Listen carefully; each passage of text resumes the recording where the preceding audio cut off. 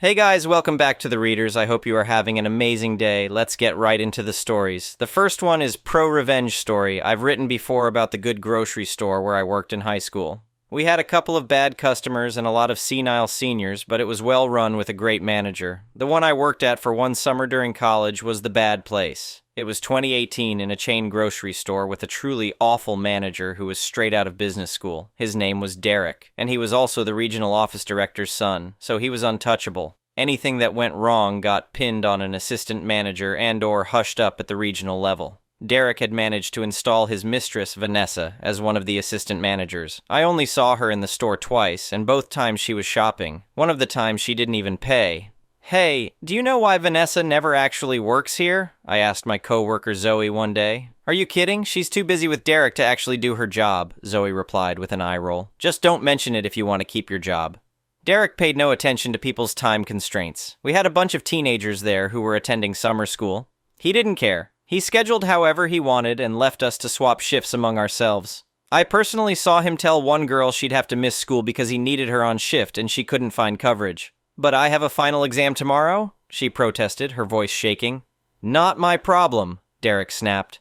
"Find someone to cover or don't come back." Crazy illegal. He didn't care about legalities. Derek's belief was that if the computer would accept it, then it was fine. It was the early days of updated digital payroll systems, so the system would take literally anything with no checks. He made the teenagers work hours they legally couldn't. I'm talking too late, too early, and lots of overtime. If they complained, he threatened to fire them. That was his answer to everything, and work wasn't easy to come by in that area. There were teenagers in tears because he wouldn't let them take time for family vacations or they were being forced to miss tests at school. One guy, Tyler, was fired because he went to his sister's wedding. He'd warned Derek about it months in advance, and it was a holiday weekend, so nobody could swap. "I put in my request 3 months ago," Tyler had argued. "It's my sister's wedding." "I don't care if it's your own funeral," Derek had replied. "You're scheduled, so you work or you're fired." Derek was very rarely, if ever, in the store his entire shift. He'd clock in, get the few really important things done, then leave. He'd come back in the middle of his shift to do the bank deposits, then be gone again until it was time to clock out. He assigned all his work to the latest Fall Guy assistant manager or other random employees. If he was the only manager on duty, he'd leave his badge for overrides on the desk in the office so he could grab it when needed to override register errors. All of this was massively against company policy. I mentioned in a previous post how corporate was pretty obsessed with mystery shopper reports and got them directly from the company that did that stuff. We'd get all kinds of conflicting instructions because corporate's edicts based on those and our regional director's policies would differ. Always fun. What I didn't mention was mystery shoppers were trivial to spot.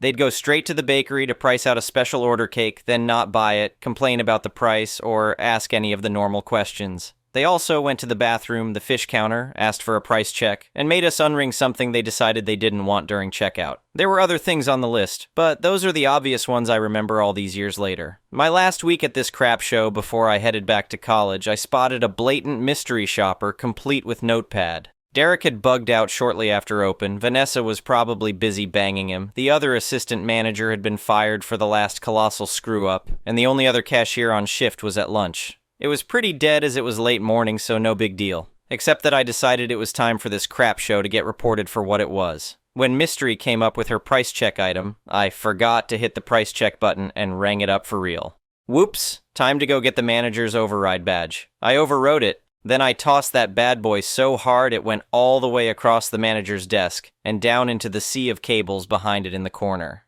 Whoops. I'm quite sure that if you went to the tapes, this looked incredibly intentional. It was my last week. You could count the ducks I gave on no hands.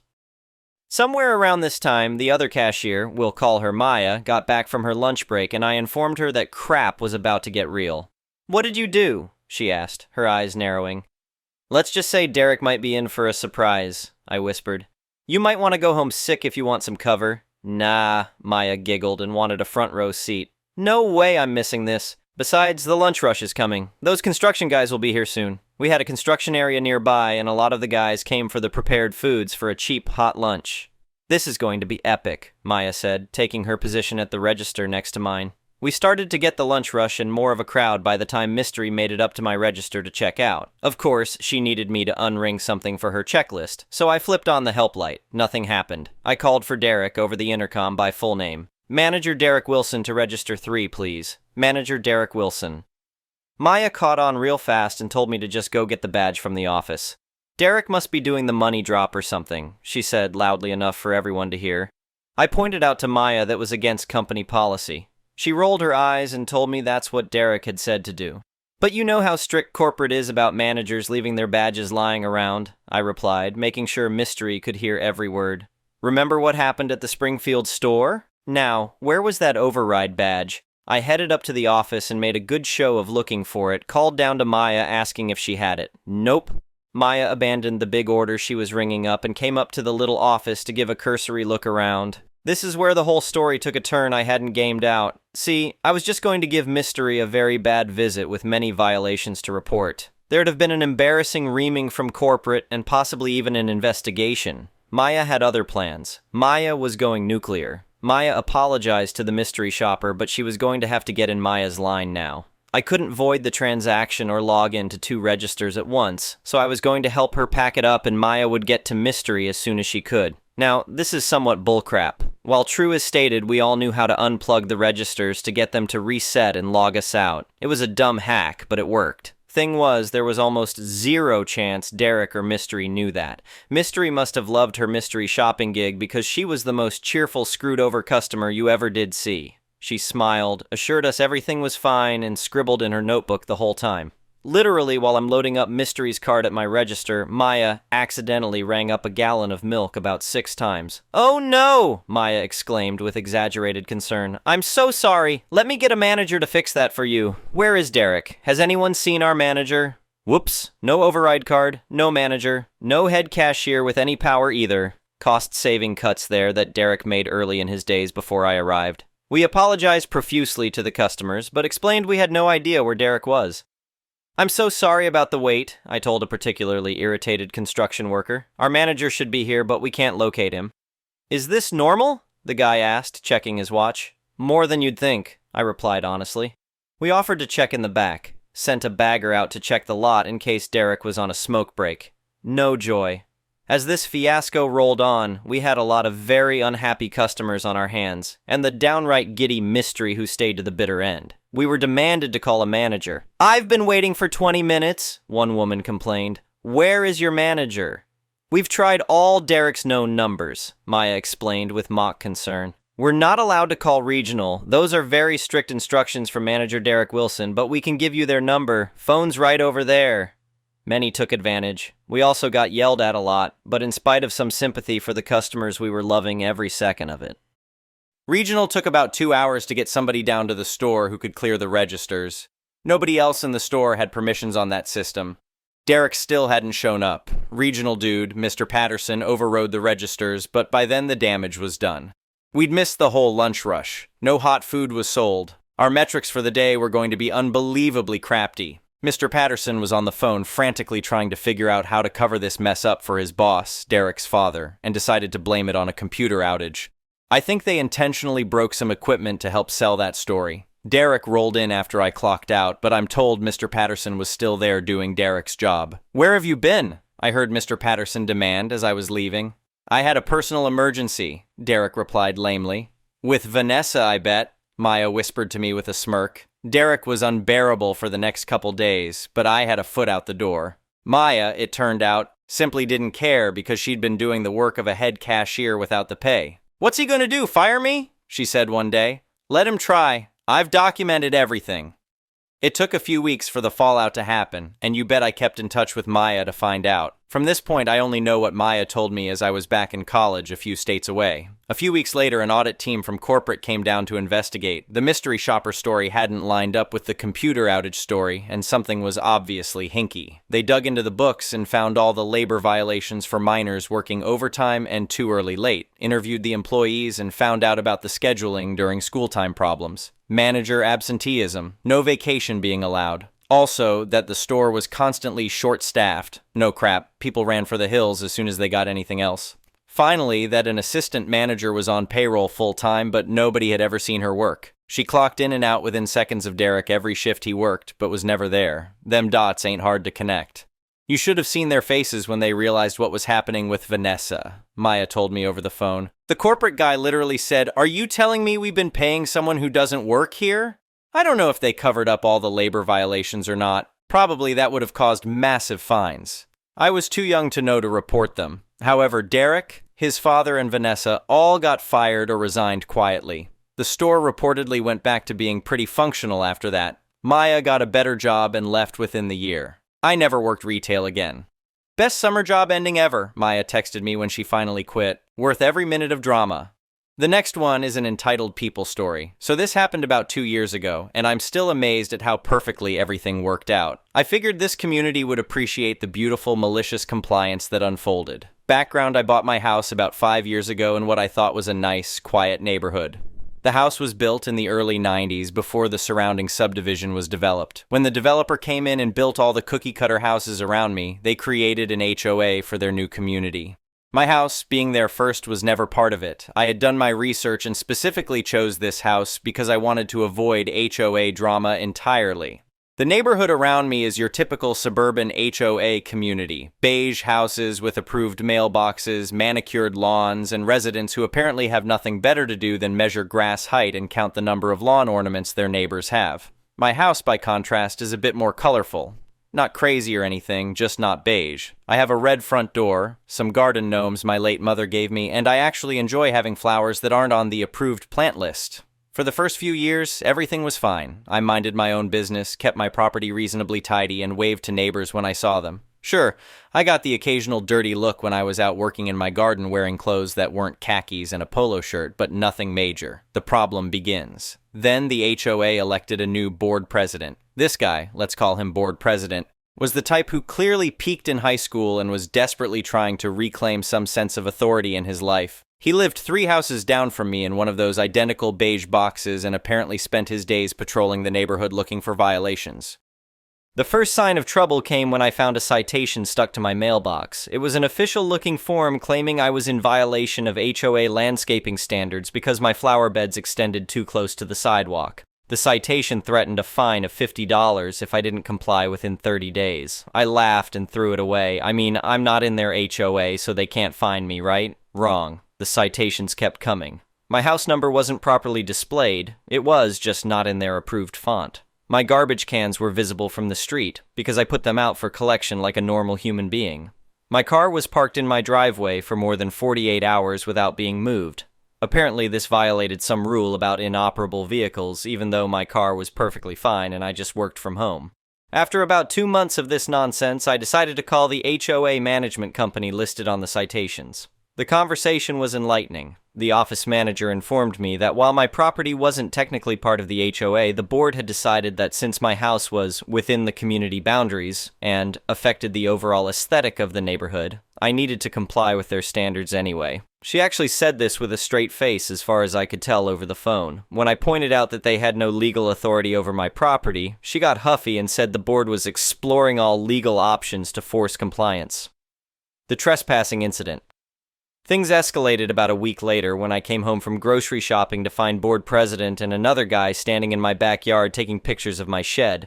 Not near my backyard or at the fence line, actually on my property about 15 feet from my back door. I walked around back and asked what they thought they were doing. Board president, clipboard in hand like some sort of an amateur code enforcement officer, informed me they were conducting a community standards inspection and that my shed was in violation of setback requirements. The other guy introduced himself as the HOA Architectural Review Committee chair and started lecturing me about how my shed was an unpermitted structure that didn't match the community aesthetic standards.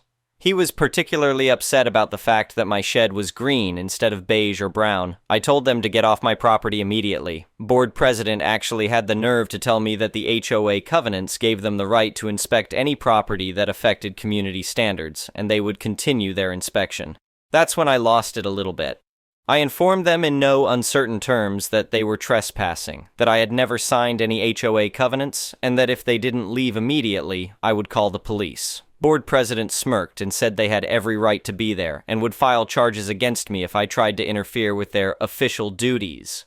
I went inside and called the police. When the officers arrived, they confirmed that yes, the 2 men were trespassing, and yes, they needed to leave my property immediately. Board president tried to argue with the cops about his authority under the HOA covenants, but the officers weren't having it. They explained very clearly that HOA covenants don't override property rights and that he could be arrested if he came back onto my property without permission. Research and planning.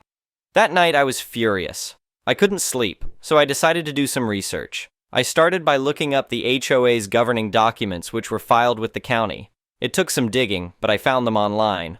What I discovered was fascinating. The HOA had a very detailed set of rules and procedures for filing complaints, investigating violations, and imposing fines. They also had very specific requirements for how board members were supposed to conduct themselves and what authority they actually had. More importantly, I found the community's architectural review guidelines, which were incredibly detailed and restrictive. We're talking about rules covering everything from the exact shade of beige your house could be painted to the specific type of mailbox posts that were allowed. As I read through page after page of regulations, an idea started forming. If board president wanted to play the rules game, I would show him how the game was really played. The malicious compliance begins. The next morning, I started what would become my new favorite hobby, documenting HOA violations throughout the neighborhood. I printed out copies of all the relevant sections of the HOA covenants and architectural guidelines, grabbed my camera, and went for a walk. It was like Christmas morning for a rule follower. The violations were everywhere once you knew what to look for. House number 47 had a mailbox post that was clearly not one of the 3 approved styles. I could tell because I had the specifications with me, and their post was definitely the wrong shade of black. Violation.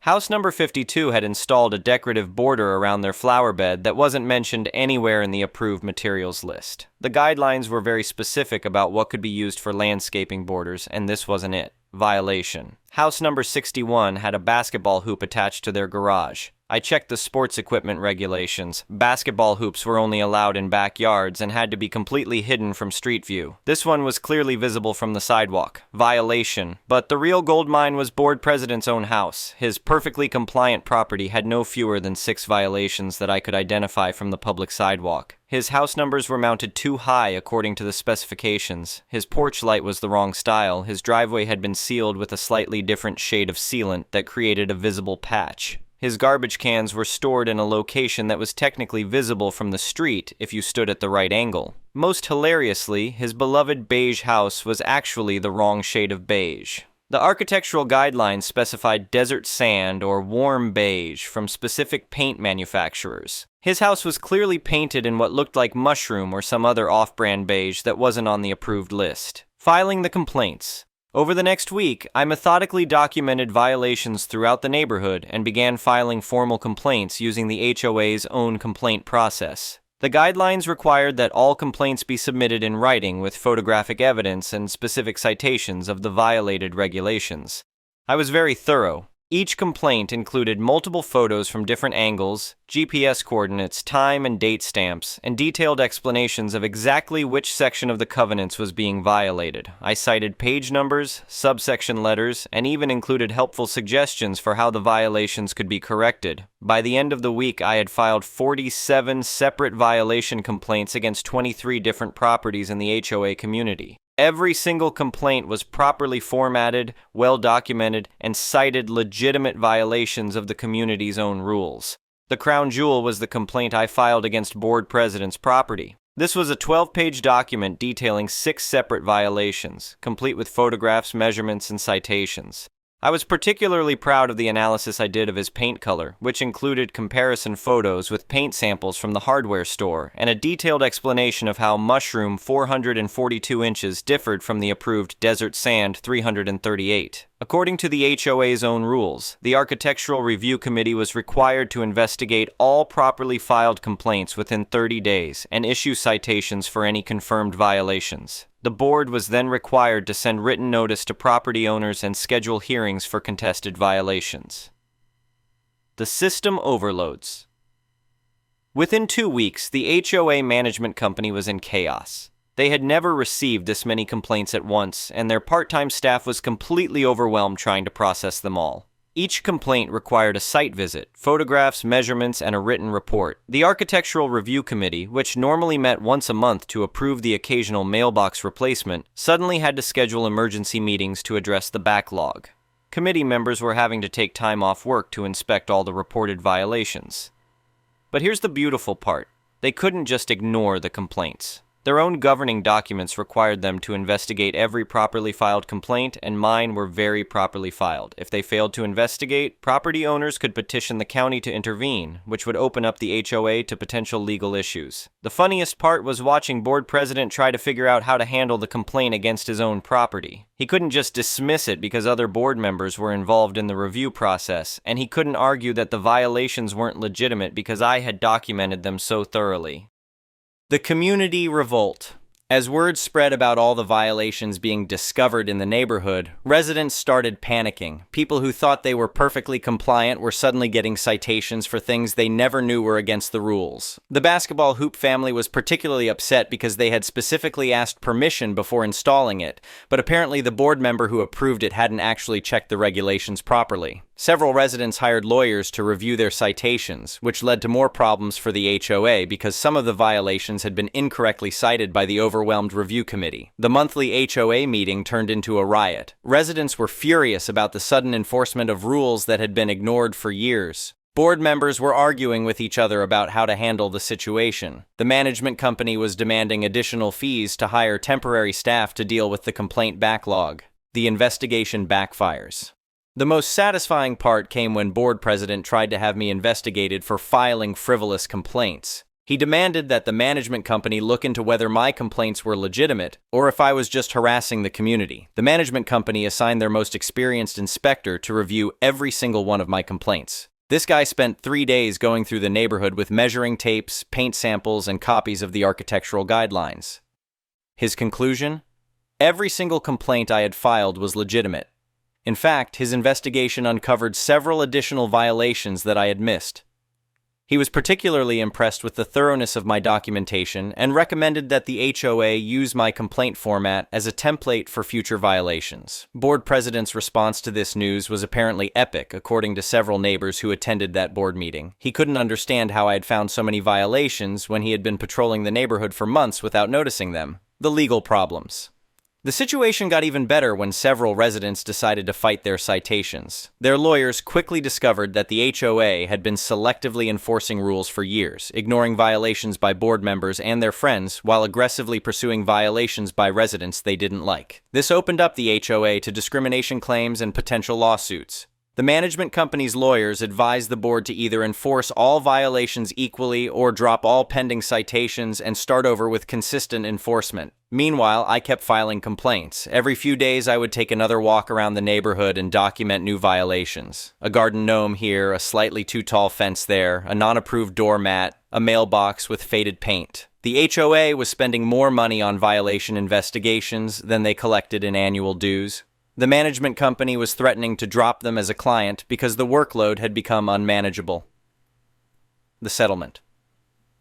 After 2 months of this chaos, I received a phone call from a lawyer representing the HOA board. They wanted to discuss a resolution to the current situation. The meeting was held at the lawyer's office, with board president looking like he had aged about 10 years since I'd last seen him. The lawyer explained that the board was prepared to make me an offer. They would formally acknowledge in writing that my property was not subject to HOA jurisdiction and would never be included in future community standards enforcement. They would pay for a legal survey to clearly establish my property boundaries and file the documentation with the county. They would also agree to never step foot on my property again without my written permission. In exchange, I would agree to stop filing violation complaints and would not pursue any legal action against the board or individual members for the trespassing incident. I pretended to consider this for about 30 seconds before agreeing.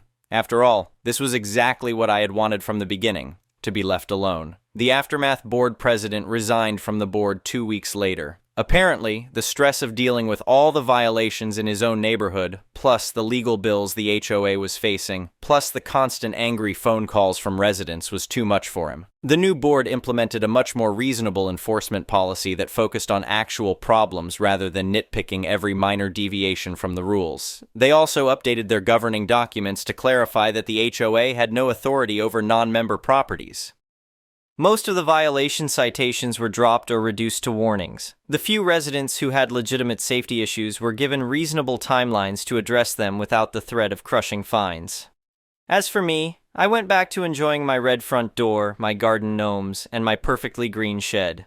I still get the occasional curious look from new residents who notice that my house is the only non-beige one in the neighborhood, but nobody bothers me about it anymore. The best part is that several neighbors have actually thanked me for what I did. Turns out a lot of people were getting tired of the heavy-handed enforcement and constant threats, but nobody wanted to be the one to challenge the board directly. Sometimes malicious compliance is really just about showing people the natural consequences of their own unreasonable demands. Board president wanted me to follow the rules? I followed them better than anyone in the neighborhood ever had. He wanted thorough documentation of violations. I gave him more documentation than he knew what to do with. He wanted to play the authority game. I showed him what real authority looked like. The moral of the story? If you're going to make unreasonable demands of people, you better make sure you can live up to your own standards first. And maybe don't trespass on someone's property while you're doing it. I still live in the same house, still enjoy my colorful garden, and still wave to my neighbors when I see them. The difference is that now when I wave, they wave back instead of reaching for their phones to report me to the HOA patrol. Sometimes the best way to deal with bullies is to let them defeat themselves with their own rules. The next one is a petty revenge story. Recently, some close friends and I attended a nearby university debate camp for some further experience and to prepare for the Policy 1920 year, and considering it's a debate group, you would think there wouldn't be much drama, if any at all. But boy were we wrong. It all started on our second last day of camp at the university's cafeteria, where we have the task of every day finding a table or two that can somehow fit the 26 of us. For the majority of camp until that day, we had no problems borrowing seats from one or two tables here and there, but a certain Karen was about to change that for all of us. Immediately upon entering the same area as her, we immediately got the classic soccer mom Karen vibes. And when I even came near her table, she snapped at me, saying, "These chairs are reserved, get out." Let it be noted that there is a university policy on reserving chairs, and there are ways to indicate if she actually reserved them or not, which, of course, she didn't. As the tables were filling up and we had two of our kids standing chairless, one of my friends, who from this point I will call Nate for privacy, asked her when the group would be coming. She responded that they would be there within an hour, and Nate politely asked her for the chair to borrow since we generally took 30 minutes at most to eat. A normal person would usually either happily comply or at least politely decline, but if this was a normal story, we wouldn't be here now, would we? Instead, this Karen responded, "How about you check your ducking white boy privilege and sit the duck down?" This was funny because firstly, she was 100% white herself, and secondly, he had nowhere to sit. Obviously taken aback, he just finds another table, somewhat far away from the rest of us, and Karen continued to heavily police the table.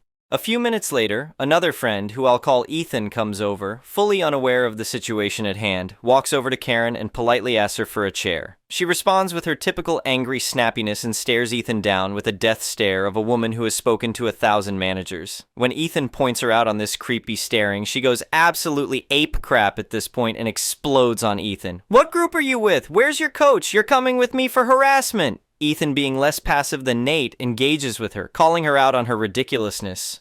Also during this time, two unrelated college students and a cafeteria janitor all try to intervene, asking her questions like, "Do you know these kids? And why are you getting so angry? They're just some dumb kids."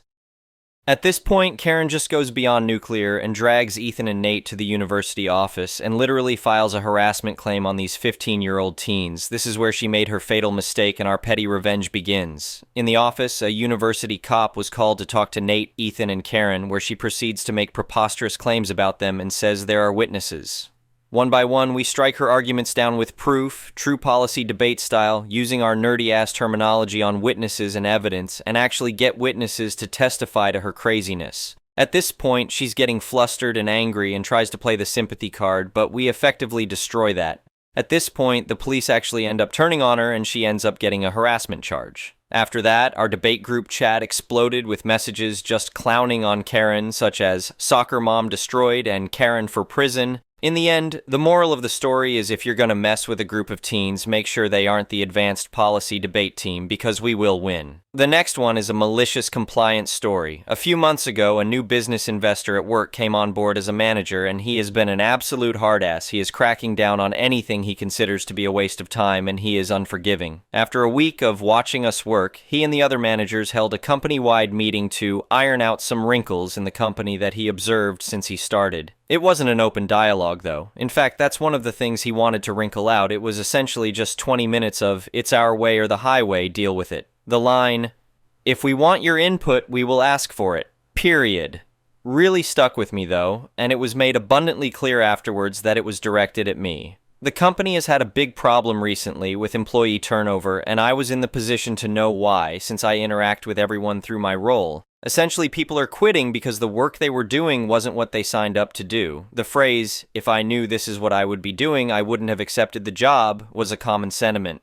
They accepted the job under the impression that they would be serving customers, answering emails and phone calls, general customer service stuff, but instead they spend about 90% of their time in a hot warehouse packing online orders over and over again. I shared that with management. I let them know what the people leaving were saying, in case they wanted to take that into account moving forward. They just thanked me and I left, but the new manager hated that so much that he decided to make a meeting about giving them unsolicited advice. They spoke with me privately afterwards and referred back to when I told them about what the quitting employees said, and they told me that the way they interpreted that was that I was implying that they were being deceitful when hiring people. I told them no, I don't think that at all. I was just relaying what those people were saying about how they felt. They didn't care. They doubled down and said again, "If we want your input, we will ask for it, period." That's how I knew it was directed at me. I asked them for clarification, like what constitutes advice or input, and the new boss said, "Unless you are asking us a question about the work you're supposed to be doing, we don't want to hear it. We don't want your opinion on how you think we should handle situations. We don't want your ideas on how you think the business can be better run,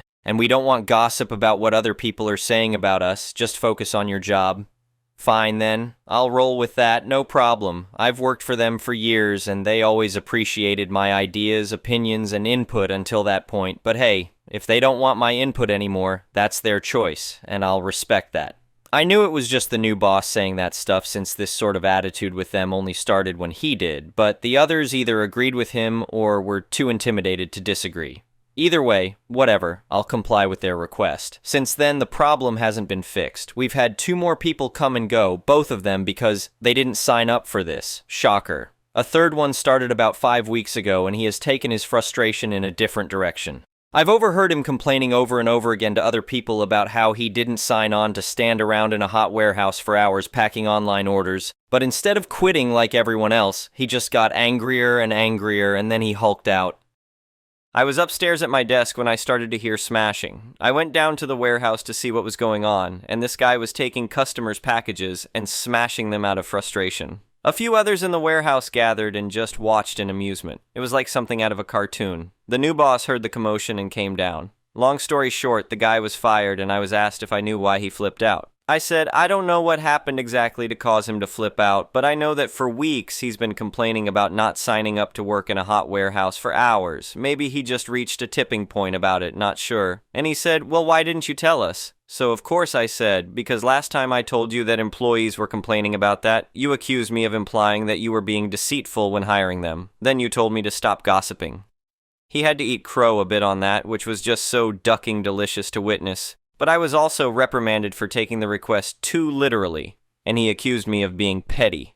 Whatever though, I don't care, because I had to adjust the stock levels for the goods that had to be replaced, and they lost about $10,000 in the rampage. Some of the items that were smashed worth $2,000 each. Learning that made the whole thing worthwhile. Perhaps enjoying that does make me petty. Anyway, thank you for watching.